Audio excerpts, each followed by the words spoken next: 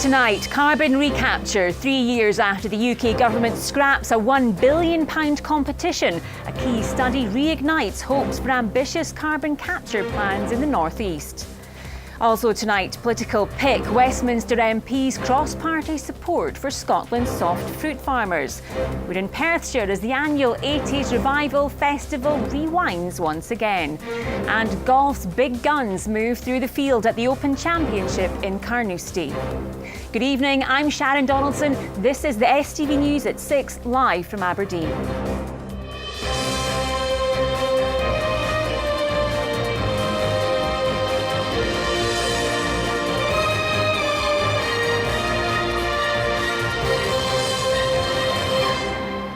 Just 3 years after the UK government scrapped a £1 billion competition to develop it, Peterhead has been highlighted as a key region for ambitious carbon capture and storage plans. According to a new task force, the North East has unique potential in the field, reigniting hopes that the area could lead the way in testing the groundbreaking technology. Rachel Stewart reports. It wasn't that long ago that Peterhead Power Station was at the centre of plans to create a world-first carbon capture and storage facility. Shell and SSE were trying to win a £1 billion funding competition to develop the technology. But in 2015, without warning, the UK government scrapped the whole thing, prompting a furious reaction. I would call on the UK government today to reverse this decision because it is utter folly, it is unfair to businesses, it is downright wrong. Today, 3 years on, a UK government task force has described Peterhead as having unique potential for this type of project due to its links with the oil and gas industry, potentially opening the door again to the development of new technology. And that's welcome news for these experts, who are already working on a project at the St Fergus gas terminal. We have been involved in carbon capture and storage for a long time, and so we saw the opportunity to start with a different sort of project at St Fergus, which reuses existing infrastructure and starts with a lower cost base project. Around £100 million was spent on the carbon capture competition 3 years ago. Today calls for progress. I would much rather have seen the original project proceed. It would have given us that start ahead of others. It would have meant that we had more progress being made now. But nonetheless, today's report is an excellent contribution to the carbon capture debate. The original project at Peterhead was shelved for financial and technical reasons at the time. Since then, technology's moved on, the government's finances have improved. Tonight, there's still no firm commitment or funding for any plan, but this report does reignite hope that this technology could be on the horizon. Rachel Stewart, STV News. Theresa May has used a speech in Belfast to tell the EU that no British Prime Minister could sign up to their plans to prevent a hard border in Ireland after the UK leaves the EU. In an uncompromising speech, she urged negotiators to back her trade plans contained in the government's white paper. It came as the 27 other countries stepped up plans for the consequences of the UK crashing out of the Union in March 2019. Here's our political editor, Bernard Ponsonby. Theresa May reminded her Belfast audience today she was leader of the Conservative and Unionist Party. In a speech which at times was a turbocharged uber-unionism, she issued a stark Ulster says no to any post-Brexit trading arrangements which seek to impose a distinct solution in the province. Under their proposal, Northern Ireland would be represented in trade negotiations and in the World Trade Organization on tariffs by the European Commission, not its own national government. The economic and constitutional dislocation of a formal third country customs border within our own country is something I will never accept, and I believe no British Prime Minister could ever accept. She says the EU's model to prevent a hard border in Ireland is unacceptable, and that her government's white paper with a free trade area and customs arrangements is the way forward. It is a principled and practical Brexit, that respects both the constitutional and economic integrity of the UK and the autonomy of the EU. From Belfast to Brussels, and this from the EU's chief negotiator after a meeting which discussed the possibilities of a no deal with the UK. That the withdrawal agreement is the prerequisite for an orderly withdrawal, also for the transition period, and for creating the trust that we need to build a solid partnership for the future.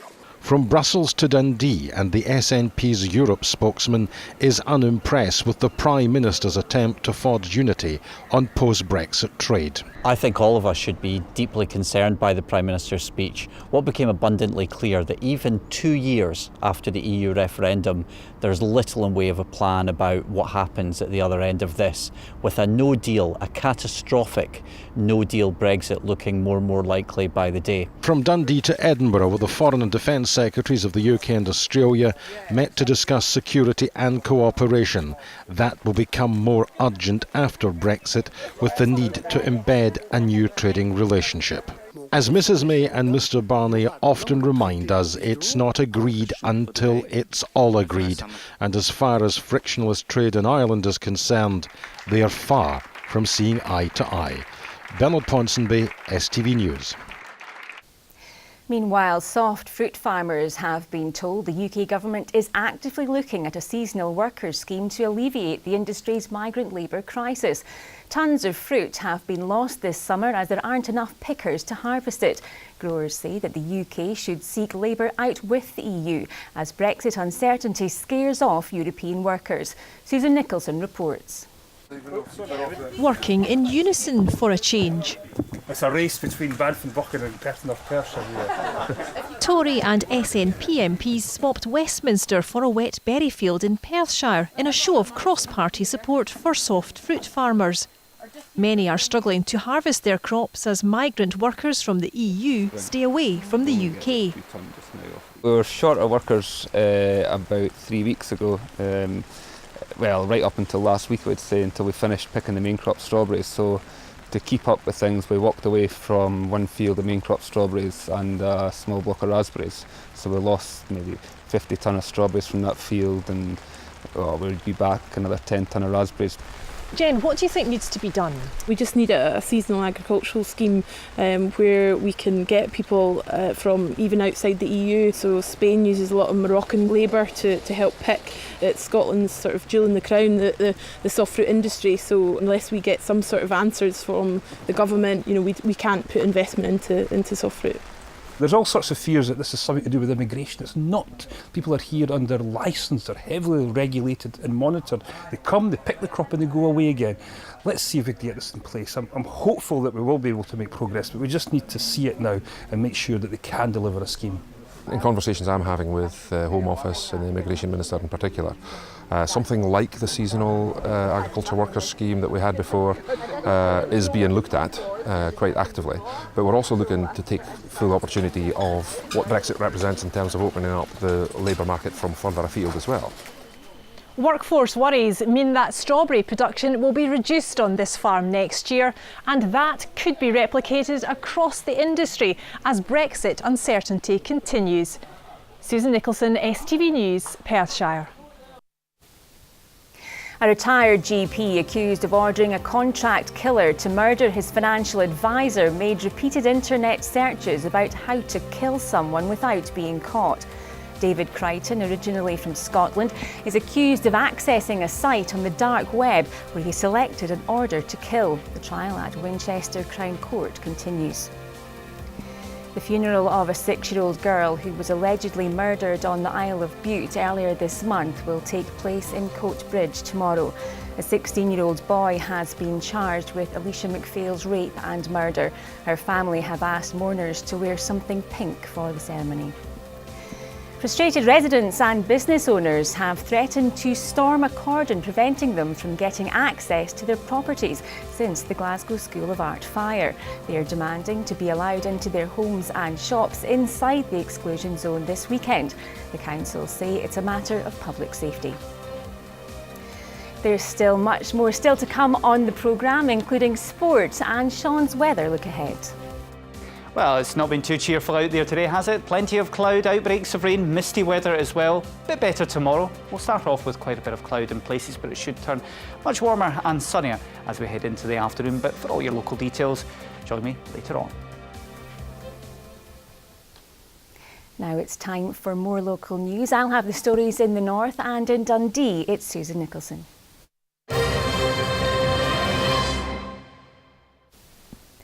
Aker Solutions offshore workers on a North Sea platform have voted for strike action. Unite members on the Mariner installation have rejected a pay deal from the company, as Stephen Brown reports. Back in April, this picture was said to show workers on the North Sea Mariner platform taking part in unofficial industrial action. Since then, a number of grievances have been raised with Aker Solutions by unions including Unite. It's centred around standby payments and training expenses. Now Unite members have voted for strike action after rejecting a pay deal. It could see around 200 workers taking part in the action. In a statement, the company said they were disappointed with the outcome of the ballot, but that they would be working to try and find a resolution. They said the offer that was put to workers was worth up to £8,000 per employee. Well, what we've got to remember is part of that is money members are already due, that they should have been paid under the OCA agreement. So it sounds good, but part of it's that money that were due. And the rest of it is looking at a retention bonus. I would hope that Aker will come back to the table and will negotiate with us. Meanwhile, a pay offer by the Offshore Contractors Association of an hourly rate increase of 3.3% has been rejected by Unite and GMB union offshore workers, while the RMT union backed the deal. The OCA said it was disappointed with the overall outcome, arguing it would have strengthened job security, but saying it will work with the unions to resolve the dispute. Stephen Brown, STV News.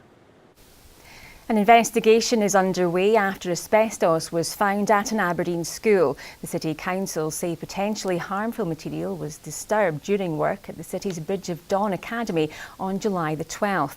The Unite Union has raised concerns that workers could have been exposed to the substance. The Health and Safety Executive has been notified and the area sealed off. A former lifeboat which helped save almost 50 lives has been brought back to the North East Harbour where she served after being lovingly restored from ruins.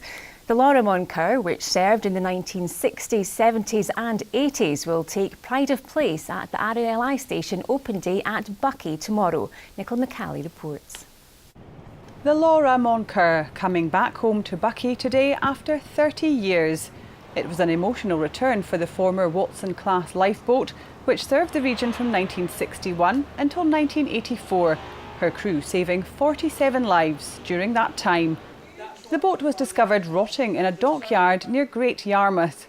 Owner Mark Waltham bought her and set to work, spending 6,000 hours and thousands of pounds restoring her to her former glory. When I first got her, I decided I'd got to try and bring her home. You know, I would class this as home for her. She was built to come here to this station, and so this is home. Even though I keep her down in Lowestoft, this is still home. 9 knots is top speed for the vessel compared to the 25 knots of today's RNLI Buckie lifeboat, the William Blannon. She meant a lot to Buckie. She won a bronze medal when she was here.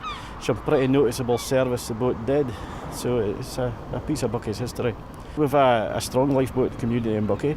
We have 27 of our crew that cruise this boat, so for the young crew to see what it used to be like, it's amazing for them. So we're looking forward to Mark taking her to sea and giving some of these a run out in the boat. No question about it. They were waiting for us to be saved. Most times it was out to get a yacht and pull it in or whatever, or out looking for somebody going over the side of the ship. That was top of the range when it first came here. I know it seems daft saying that, but it was top of the range. Lovely boat. It's 57 years tomorrow since the Laura Moncur's first ever shout. Technology has come a long way since then, but the mission remains the same, saving lives at sea. Nicola McCally, STV News. This year's Aberdeen Celtic Festival is set to become the most successful in its 23-year history after selling out all 4 nights. The multi-award-winning event in Stornoway started on Wednesday and closes tomorrow evening. Deacon Blue, the Fratellis, Eddie Reader and Skippinish are among the headliner acts. Organisers say there's been a huge demand for tickets this year. So local businesses support us and give us sponsorship, but also locals volunteer and participate and also perform on the stage, and that makes the festival and it keeps people bought into it and enjoying it. And then it's an event for everybody to come and enjoy. It's a family event and has something for every age. Those were your local stories in the north. If you've got a story you think we should know about, you can contact us through Facebook or Twitter. But for all your news on demand, download the STV News app.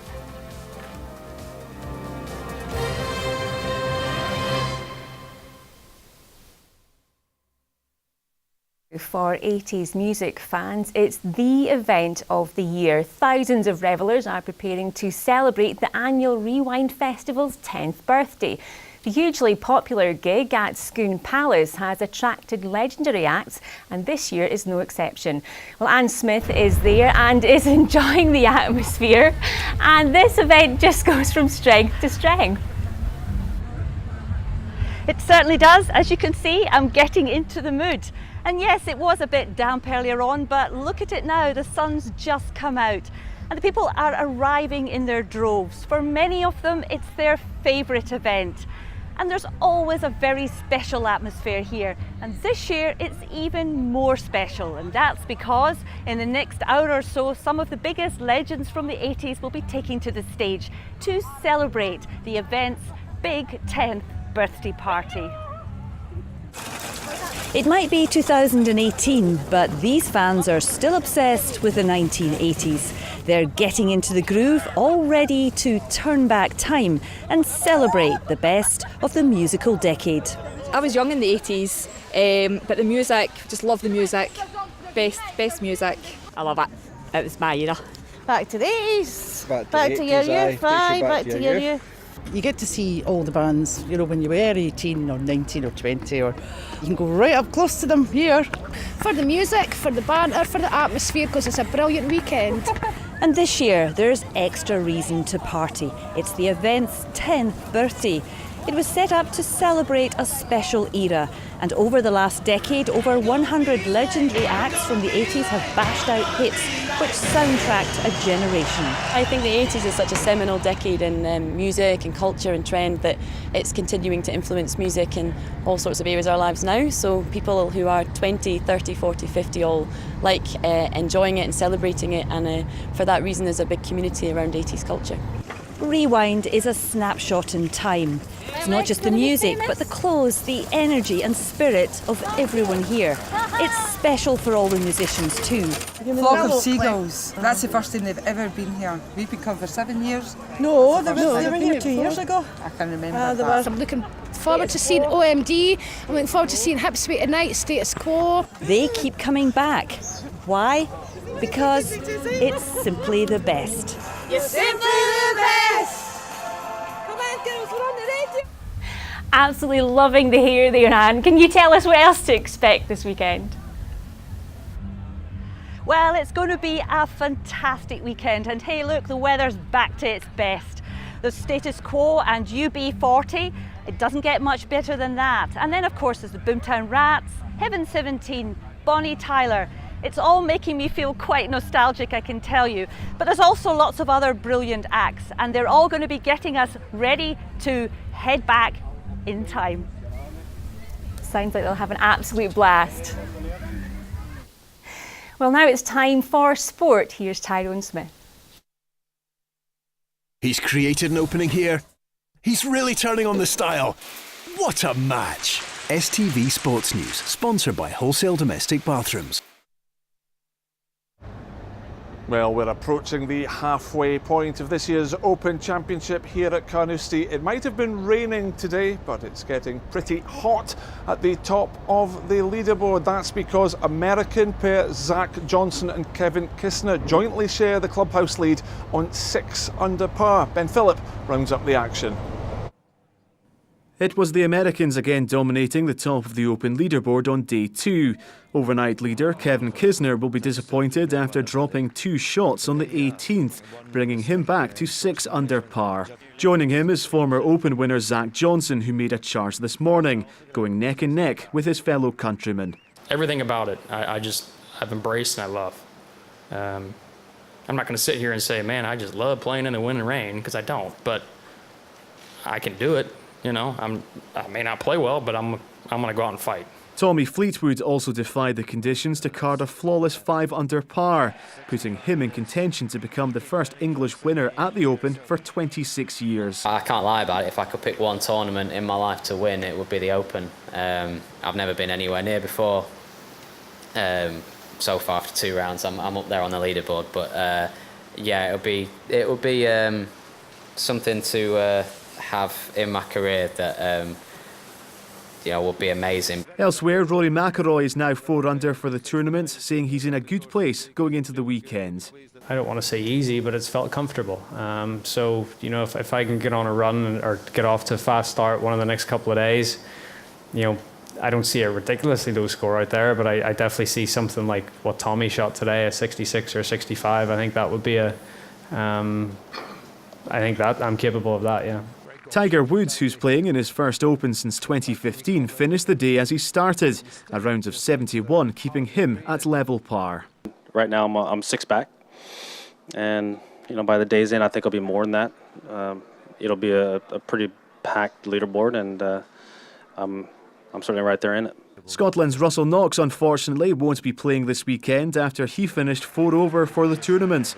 Yesterday he admitted playing with Tiger Woods had affected his game, but today said that wasn't the case.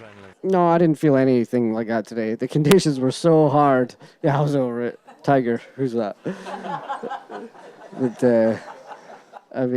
no, I didn't feel any of that today. I mean, I think I got that out of the way yesterday. Elsewhere, the dream continued for 19-year-old amateur Sam Locke, who ended on 3 over par. However, if he misses the cut, it could mean no Scots going into the weekend's final rounds. Ben Phillip, STV News. Do you think, David, that... And in the last few minutes, we've just had this reaction from joint clubhouse leader Kevin Kisner. I just think the focus probably intensifies a little bit on the golf course. You know, you can get caught in the repetition of the PGA Tour, any tour, playing week to week, and know there's always next week. But as the majors come about, you've put a lot of prep in to get ready for these, and I think you really want to be concentrated in what you want to be focused on when it comes to these tournaments. Well, former Open champion Sandy Lyle missed the cut, finishing on 9 over par. With his tournament exemption now up, it could very well be the last time we see Lyle compete in the competition. It's been a nice experience in the 40 odd years plus that I've played in the tournament. It's been and to have the pleasure of doing the opening tee shot was quite special to me, and it shows that they care and they wanted to appreciate what I've done over the years. I won't totally give up, but in theory it seems like it's the last Open for me as far as turning up. I'm going to have to work at it to get back in again, but I've no regrets. I've had a good innings, and I like to have beaten Gary Player one time, the amount of times, but he had the 65 rule. I didn't have that to play with, so that's one of the fortunate rules. I've still got a wet tissue here. Now, I managed to stay away from crying, but definitely a lump in the throat, yeah, definitely a lump. Football now, and Dundee boss Neil McCann admits he's having to play a waiting game as he looks to add to his squad. McCann's already made a number of signings and he's looking to further strengthen. Meanwhile, keeper Jack Hamilton, who was one of his new signings, feels they've benefited from playing competitive matches early in the season and is looking for a League Cup run. The ones that we're after generally are players who maybe just want to make sure that all of their options are lined up and they want to pick the right ones for themselves. There's a risk involved for both parties. Do you pull the trigger on someone and you think maybe I could wait and get somebody else?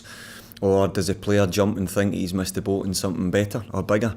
So it's a wee bit of a risk situation for both. It's good to just get out there and get competitive games. There's only so much you can do in a friendly, but once the games are competitive, it really matters, and you've got to get the results. As a club, you want to go and do well in cup competitions, and that'd be massive. I think Dundee deserve a cup run, and hopefully we can get that for the fans and for the people at the club. Meanwhile, Dundee United have signed former Falkirk and Livingston defender Paul Watson on a 2-year deal. United host Alloa Athletic in the League Cup tomorrow. Among the other first-round ties, Dundee entertain Dunfermline and St Johnstone head to Links Park to play Montrose. That's almost it from me. It looks like being a fascinating weekend here in Carnoustie, but for now, that's all your sport. He's created an opening here. He's really turning on the style. What a match! STV Sports News, sponsored by Wholesale Domestic Bathrooms. A reminder of tonight's main story. Peterhead has been highlighted as a key region for carbon capture and storage just 3 years after the UK government controversially scrapped a £1 billion competition to develop it. Now here's Sean with a look at the weather forecast.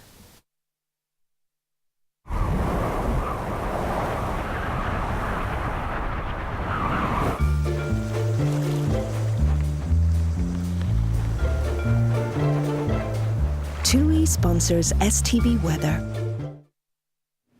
Hello there. Well, for many of us, it's been a rather grim all day, all down to this weather front here. A lot of clouds, shower outbreaks of rain. Next weather front comes in tomorrow, and that will bring rain into northern and western areas later on tomorrow afternoon. And then the next series of weather fronts coming in on Sunday, bring yet more rain to western parts. Now, as we go through tonight, we'll still hang on to a lot of cloud and some showery outbreaks of rain, but the skies will start to clear quite nicely, I expect, across the West Highlands and also Argyll, Stirlingshire and Perthshire a wee bit later in the night as well. Temperature-wise tonight, about 13 to 15 degrees Celsius. Now, for many of us, a rather slow start to tomorrow. Grey and cloudy across northern and eastern parts, but lovely sunshine from the word go across Argyll, parts of the Highlands, Stirlingshire and also Perthshire. But we will join in with some sunshine in the northeast later on in the afternoon. So a rather cloudy start, but the cloud breaking up to give us sunny spells. It will feel warm in that sunshine as well. Highs tomorrow up to 22 or 23 degrees Celsius. So feeling very nice indeed. Bit of a change though coming back into the west across the Hebrides, clouding over with outbreaks of rain, turning a little bit breezier across the Western Isles. That rain later tomorrow afternoon moving across Sutherland, Caithness and then into Orkney as well. So the next set of weather fronts coming in on Sunday bring us cloud across northern and western parts with outbreaks of rain. Warmest, brightest in the east. Bye-bye.